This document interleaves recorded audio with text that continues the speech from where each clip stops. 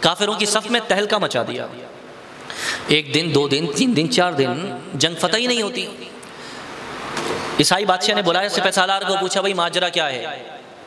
کہا ایسے 3 جوان ان میں غیرت مند آ گئے ہیں, پتہ نہیں آسمان کے بجلی کی طرح ایسے تلواریں چلاتے ہیں کہ ہم ان کے آگے ٹھہر ہی نہیں پاتے. اگر یہ 3 فوج میں سے نکال دیے جائیں تو ہم فتح یاب ہو جائیں گے. بادشاہ نے کہا اچھا پھر ایسا کرو, پالیسی بدل دو, جنگ لڑنے کے بجائے جال بچھاؤ, ان 3 جوانوں کو قید کرنے کا سوچو.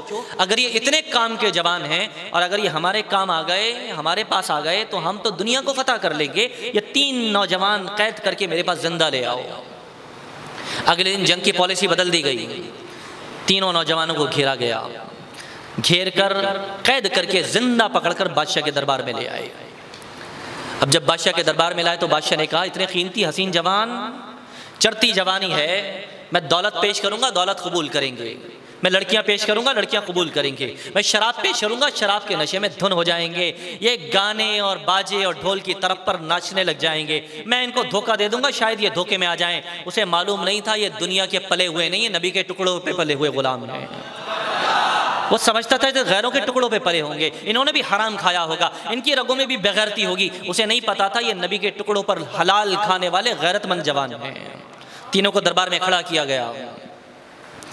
بادشاہ کہتا ہے, تینوں سے بات کر کے کہتا ہے بھئی راضی ہو جاؤ, مملکت ہے میری, شاہی لباس دوں گا, عیاشی والا کھانا ملے گا, عزت ملے گی, وزارت ملے گی, اپنی فوج کی سپہ سالاری تمہیں دے دوں گا. تم اپنے نبی کا دین چھوڑ کر عیسائیت قبول کر لو, جو چاہو گے میں تمہیں دینے کو تیار ہوں. یہ بات سننی تھی تو مسلمان جوش میں آ گیا. جوان, نبی کا کلمہ پڑھنے والا جوان بغیرت نہیں غیرت مند ہوتا ہے. نبی کا کلمہ پڑھنے والا جوان بولو بولو غیرت مند ہوتا ہے. غیرت مند حیا, شرم, جرت, امانت داری, صداقت, جرت ہوتی ہے, غیرت ہوتی ہے. آج کے نوجوانوں کا مسئلہ کیا ہے؟ انہیں دین کا کوئی کام خود سے سمجھ میں ہی نہیں آتا. دنیا کے سارے کام پتہ ہے کیسے کرنے, کاروبار کیسے کرنا ہے, نوکری پہ کیسے جانا ہے, ڈیزائن کون سا بنوانا ہے, گاڑی کو آلٹر کیسے کرانا ہے, نیو موبائل کیسے یوز کرنا ہے, اس کے ورژن کون سے آ گئے ہیں, مشین کیسے چلانی ہے, دنیا کو کیسے چونا لگانا ہے, سب پتہ ہے نوجوان کو. اور دین کا کوئی کام وہ تو ہمیں حضرت پتہ ہی نہیں ہے کرنا کیا ہے, اس بارے میں بالکل نہیں پتہ. کسی اور دنیا میں رہتے ہو, من و سلوا کھاتے ہو, روٹی نہیں کھاتے, زمین کا پانی نہیں پیتے, یا دماغ کے پیچھے آنکھیں لگی ہوئی ہیں کہ تمہیں دین کے کام نظر نہیں آتے. دنیا ساری سمجھ میں آتی ہے. دین پر جتنا ظلم ہوتا رہے, امت پر جتنا ظلم ہوتا رہے, نوجوان کہتے ہیں ہمیں معلوم ہی نہیں ہے کرنا کیا ہے. جیسے دنیا کی ساری چیزیں پتہ کر لیتے ہو کیا کرنا ہے, ایسے دین کے بارے میں بھی فکر کرو کہ دین کے لیے ہم نے کیا کرنا ہے. وہ نوجوان بھی تو تھے نا جن کا میں آپ کو تاریخ بتا رہا ہوں, تمہارے اور میرے اکابرین میں سے تھے. عیسائیوں نے پکڑ کر جب دربار میں کھڑا کر دیا, سودا کیا, ایمان کا سودا. جان دینی ایک طرف گردن کٹنے والی ہے, اور دوسری طرف عیش و عشرت, دنیا کی جنت, سب کچھ موجود ہے. اب جہاں سودا ہے میرے اور آپ کے ایمان کا دنیا کے آگے آج بھی دنیا کی عیش و عشرت ہے, اور ایک طرف ظلم و ستم ہے, آزمائش ہے, صبر ہے, قناعت ہے, فاقہ ہے, سادگی ہے, آزمائش ہے. جب اس نے یہ بات کی نا, تینوں کی غیرت جاگ گئی. انہوں نے کہا بادشاہ تو نے ہمیں بکاؤ مال سمجھا ہوا ہے, تو دولت دے گا ہم بک جائیں گے, شراب دے گا ہم بک جائیں گے, عورتوں اور لڑکیوں کے آگے ہم گر جائیں گے, اتنا گھٹیا سمجھا ہے ہمیں. ہم محمد الرسول اللہ کا کلمہ پڑھنے والے ہیں, ہم عام لوگ نہیں ہیں, ایسے نہیں بکا کرتے. یہ جو ہمارے سر پر تو کپڑا دیکھ رہا ہے, یہ کفن باندھ کر نکلے ہیں گھر سے, یہ کفن باندھ کر نکلے ہیں گھر سے, یہ بتانے کے لیے کہ ہر سمت مچلتی کرنوں نے افسون شب غم توڑ دیا. اب جاگ اٹھے ہیں دیوانے, دنیا کو جگا کر دم لیں گے. سوچا ہے کفیل اب کچھ بھی ہو, ہر حال میں اپنا حق لیں گے. عزت سے جیے تو جی لیں گے, یا جام شہادت پی لیں گے. بکیں گے نہیں, یا تو عزت سے جیئیں گے یا شہادت کا جام پیئیں گے. بکنا مسلمان کی زندگی میں نہیں ہوا کرتا. اس نے کہا اچھا بڑے تیور ہیں تمہارے, لگ پتہ جائے گا ابھی. کہا تیل بڑے کڑھاؤ میں گرم کرو, دربار کے اندر کڑھاؤ لگاؤ بڑا, لکڑی جلاؤ, تیل کھولاؤ. لکڑی جلائی, تیل کھول کے کڑ کڑ کرنے لگا, دھواں اٹھنے لگا. بادشاہ نے کہا بی بی موقع ہے, سمجھ جاؤ موقع دیتا ہوں. ورنہ اس تیل کے اندر تمہیں ایسے زندہ بھون کر رکھ دوں گا۔ وہ یہ سمجھا شاید ایک دوسرے سے مشورہ کر رہے ہیں، کونیاں مار رہے ہیں کہ مان جاؤ، بادشاہ کہہ رہا ہے جان بچا لو، نکل جاؤ، چور راستہ اختیار کر لو، ابھی بچ جاؤ، پتری گلی سے نکل جاؤ، بعد میں دیکھا جائے گا۔ کس کو دھوکہ دیتے ہو؟ اللہ کو۔ اللہ نہیں جانتا نیتوں کو؟ ہم جتنی پتلی گلیوں سے دین کے راستوں سے نکل جاتے ہیں، کس کو دھوکہ دیتے ہیں؟ اللہ سب جانتا ہے میرے بھائی، میرے بیٹے، سب جانتا ہے۔ وہ نوجوان کونیاں مار کے تینوں بات کر رہے ہیں، وہ سمجھا شاید آپس میں کہہ رہے ہیں جان بچا لو۔ کہ کیا مشورہ ہوا بتاؤ؟ تو چھوٹا کہتا ہے میں نے مشورہ کیا کہ سب سے پہلے مجھے کڑھائی میں ڈالا جائے۔ نہیں، میرا دوسرا بھائی مجھ سے لڑ اس بات پہ رہا ہے کہ محمد الرسول اللہ صلی اللہ علیہ وسلم کے دستے اقدس سے آب کوثر کے جام پینے ہیں تو پہلے مجھے جانا چاہیے۔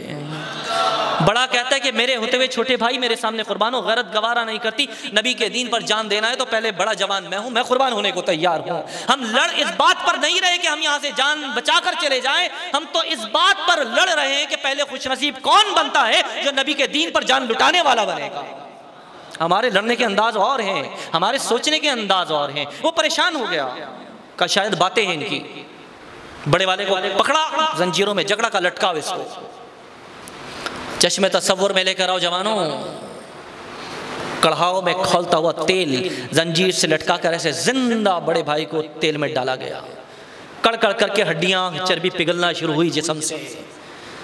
آہستہ آہستہ ڈالتے رہے، دونوں بھائیوں نے آنکھوں پہ ہاتھ رکھ لیے، رونے لگے، ہچکیاں بن گئی، وہاں سے چلانے کی آہو بکا کی کچھ آوازیں، تڑپنے کی آوازیں، گوشت پگھل رہا ہے، ہڈیاں جل رہی ہیں۔ آہستہ آہستہ کرتے کرتے پورے مسلمان کے وجود کو بھون کر رکھ دیا۔ دو سگے بھائی سامنے کھڑے ہیں، آنکھیں نم ہیں۔ بادشاہ کہتے ہیں اب پگھل گئے ہوں گے، پگھل گئے ہوں گے۔ پھر سفیر کو بھیجا، پوچھو کیا کہتے ہیں، پوچھو کیا کہتے ہیں، کیوں روتے ہیں؟ ڈر گئے؟ بڑے دعوے کر رہے تھے۔ دونوں کہتے ہیں ڈرے نہیں ہیں۔ پھر روتے کیوں ہو؟ کہا روتے اس لیے ہیں کہ ہم نے خود جنت کے فرشتوں کو ان کو لیتے آتے ہوئے دیکھا ہے، ہم نے خود حوران جنت کے نغمے سنے ہیں، وہ ان کے لیے صدائیں کر رہی تھی کہ مرحبا مرحبا، چلے آؤ، جنت کو ایسے جوانوں کے لیے سجا رکھا ہے، چلے آؤ، جنت کو ایسے جوانوں نے استقبال کے لیے اللہ نے سجا رکھا ہے۔ جب اس کی روح نکل رہی تھی تو اس کی روح سے آواز آئی، فزت برب الکعبہ، فزت برب الکعبہ، فزت برب الکعبہ، رب کعبہ کی قسم میں نے اپنی منزل کو پا لیا ہے۔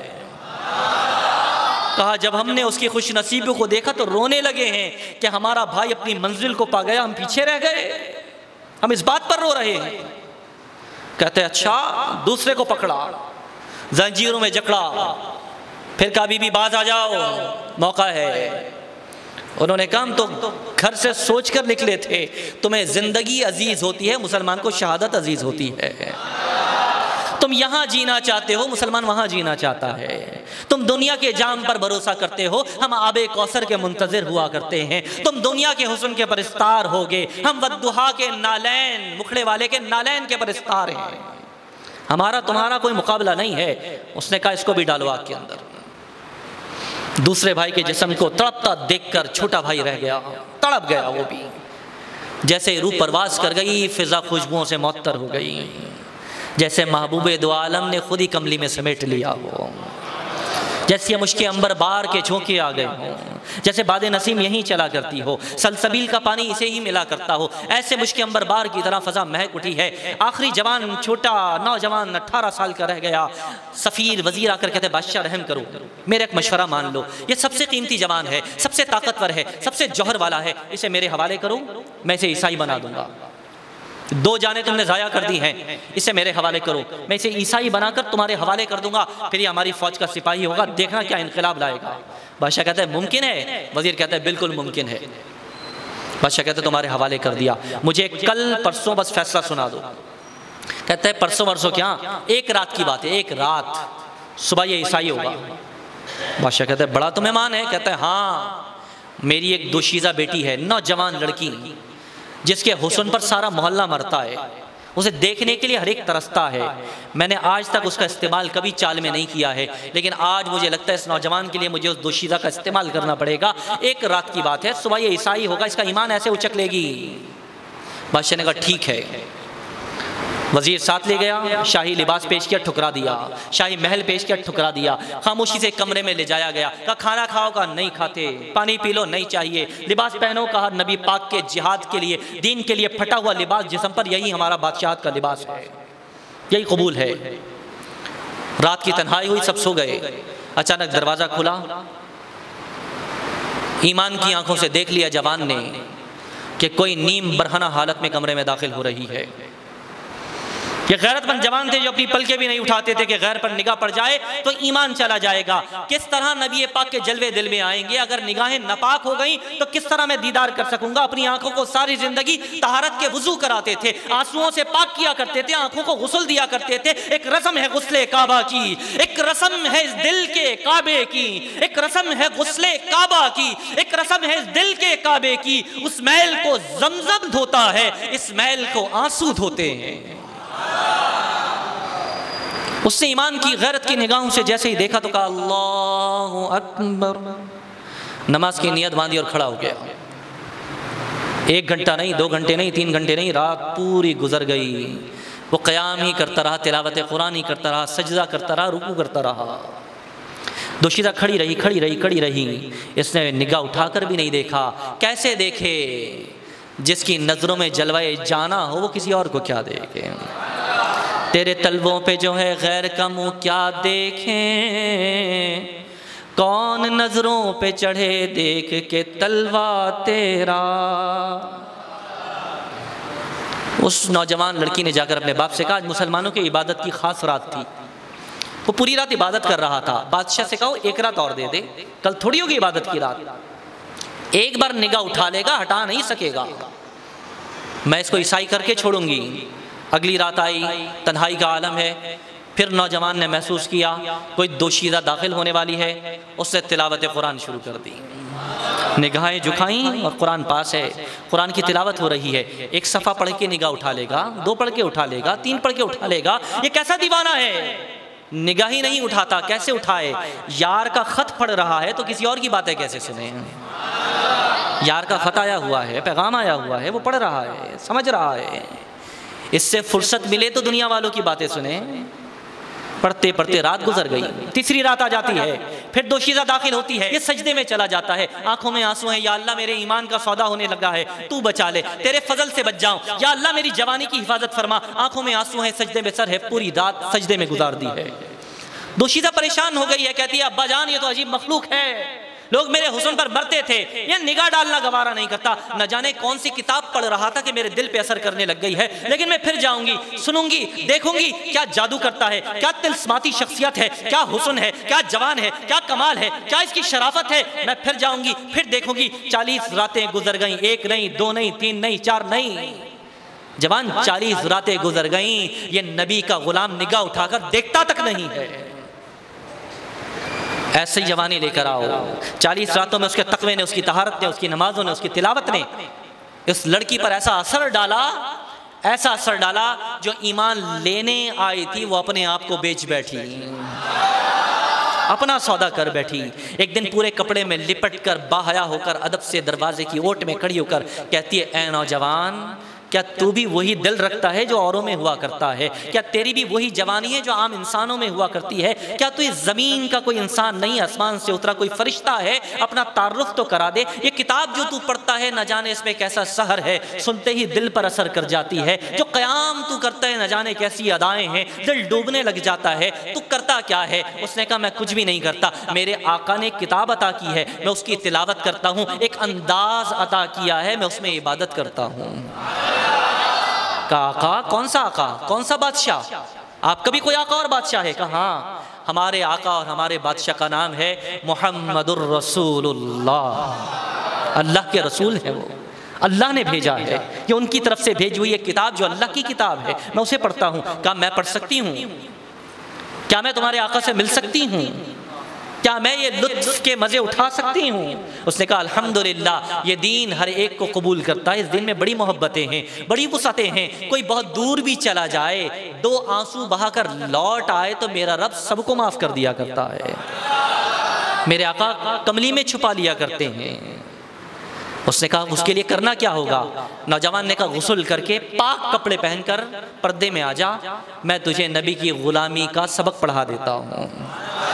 غسل کر کے پاک صاف کپڑے پہن کے پردے میں آ کے جیسے بیٹھی، کہا کہہ دے اشہدو ان لا الہ الا اللہ واشہدو ان محمدًا عبدہ ورسولہ۔ لڑکی نے پڑھا تو خوشبو سے خود بھی معطر ہو گئی، ایمان مل گیا تھا۔ قرآن اس کے حوالے کیا، کہا یہ کتاب پڑھنے کی ہوتی ہے، کہا کیسے پڑھ؟ تم مجھے پڑھا دیا کرو، تم مجھے نماز سکھا دیا کرو۔ نوجوان نے کہا نہیں بس ہو گئی، اب بس ہو گئی، پہلے تیرا تعلق اور تھا، اب تعلق کچھ اور ہے۔ پہلے میں بات کر سکتا تھا، پہلے میں دیکھ سکتا تھا، پڑھا سکتا تھا، اب نہیں کر سکتا۔ اب تو نبی کی امتیہ ہو گئی ہے، سیدہ کائنات کی رضا کا سایہ تیرے اوپر آ گیا ہے۔ اب میری غیرت گوارا نہیں کرتی میں کسی عورت کی طرف نگاہ اٹھا کر دیکھوں۔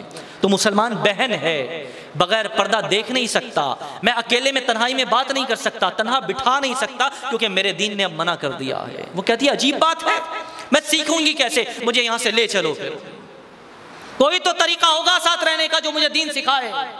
کہ ایک ہی طریقہ ہے، وہ طریقہ یہ ہے کہ ہم نکاح کے رشتے میں بندھیں گے جو شریعت کہتی ہے، گواہ چاہیے، قاضی چاہیے، شرعی حدود ہوں گی، پھر میں تمہیں کچھ سکھا سکتا ہوں۔ کہتی ہے مجھے کفر کے ایوانوں میں نہیں رہنا، بادشاہت چھوڑنا، مقبل چھوڑنا، گھوڑے چھوڑنا، عزت چھوڑنا، عیش چھوڑنا آسان نہیں ہے۔ نوجوان نے کہا اچھا ٹھیک ہے، گھوڑے تیار کرواؤ، میں تمہارے ساتھ اسلام کی وادی میں تمہیں لے چلتا ہوں، وہاں جا کر کسی عالم سے، ولی سے ملیں گے، شیخ سے ملیں گے، وہ ہمارا فیصلہ کرے گا۔ رات کی تنہائی میں 2 گھوڑے تیار کیے گئے، وزیر کی بیٹی تھی، لوگ جانتے نہیں تھے، کلمہ قبول کر لیا، اچھے گھوڑے تیار کروا لیے۔ کہا میں سیر کو جا رہی ہوں، نوجوان کو پٹاؤں گی، عیسائی بناؤں گی، یہ میرے ساتھ جائے گا۔ رات کی تنہائی میں گھوڑے دوڑا کر نکلے، وزیر کو خبر ہو گئی۔ وزیر نے کہا کچھ نہ کچھ گڑبڑ ہے، مجھے بتائے بغیر یقیناً کوئی نہ کوئی گڑبڑ ہو گئی ہے۔